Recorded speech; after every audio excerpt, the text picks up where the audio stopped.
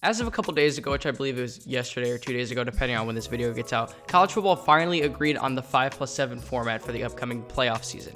Pretty much what that means is the 5 highest rated conference champions are going to be the top 5 seeds, and then the next 7 will be determined by just the best teams. And I think this is great. The Pac-12 had a take on this, or they got to vote on it. And after they lost USC, UCLA, Washington, and Oregon, they decided, hey, this is better for us because in this case, we get 7 at-large bids instead of 6, so just more chance for the Pac-12 to get in. So good for them. Odds are we'll probably see the same 4 major conferences in it, which will be the Big Ten, the SEC, the Big 12, and the ACC. So this is good for the ACC because the ACC is probably viewed as the worst conference out of those 4, with the Big 12 expanding, with the SEC expanding, and with the Big 10 expanding. So what this can mean, I know that the ACC has already added teams like SMU and Cal, I believe, but this basically opens up a window for them to just merge with more teams. That way they don't be looked at as the 4th worst team in the conference. So odds are these will be the 4 conferences that get represented every single year, and we'll probably see a couple of 3-loss teams as well. So with that being said, what are my thoughts on this? This is something that has been talked about since, 2018, 2019, where 4 was a good step up from 2, but 4 was not enough teams to get into the playoff. It's not enough representation of the entire season to see only 4 teams at the end of the year. The NFL and I guess the NBA, they do it so much better, where around 1/3 or 50% of the league gets represented in their playoffs. The postseason should be more teams competing for that ultimate goal of winning a championship, and it gets kind of repetitive even as the Ohio State fan that I am, to see the same teams every year, year after year, getting into the playoffs. Hey, I will never complain when Ohio State's in the playoffs. But I'm just saying for those teams like the Cincinnati that got in once, LSU only got in once, even though they're in the Power 5.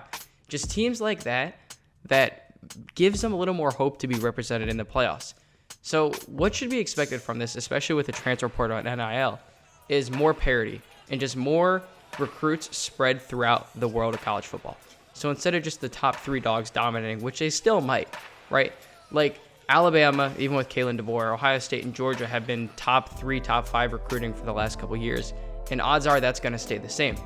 But at least the gap between those 3 won't be as big as the gap between 4 and 50, right? So all those teams that you look at as like a Wisconsin or like a Mississippi State, Ole Miss, I'm just thinking like middle of the tier or middle of the pack teams from those Power 5 conferences getting more chance to represent themselves. And that's ultimately good for the sport because it means more representation, more spread around teams get into the playoff, which means people from the West watch, people from the Northwest watch, people from the Northeast watch, people from the South obviously will keep watching. And of course, we'll still see our Blue Bloods, we'll still see our Texases and our Ohio States and our Michigans and our Alabamas and Georgias.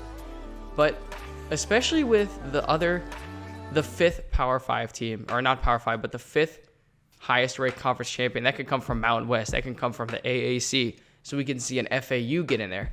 I mean, just think about that. If a team from the AAC like Memphis, or who was it this year, SMU, if they win 10, 11 games, they're going to be the 5th best team in college football, and we're going to get to see them have a home game against a 3-loss SEC team, maybe an LSU this year, or a Tennessee, and that's just great because more people want to see that. More people, even though people would pick Tennessee to win that game, Tennessee would have to travel down to FAU, shout out Owls, and that would be a great game. I would turn that on and watch. Now, I know the ratings might not show that, and it'd be like college basketball when the 16 seeds beat the 1 seed. Fairleigh Dickinson beat Purdue, and I watched that game because hardcore sports fans will still watch the games no matter who's playing.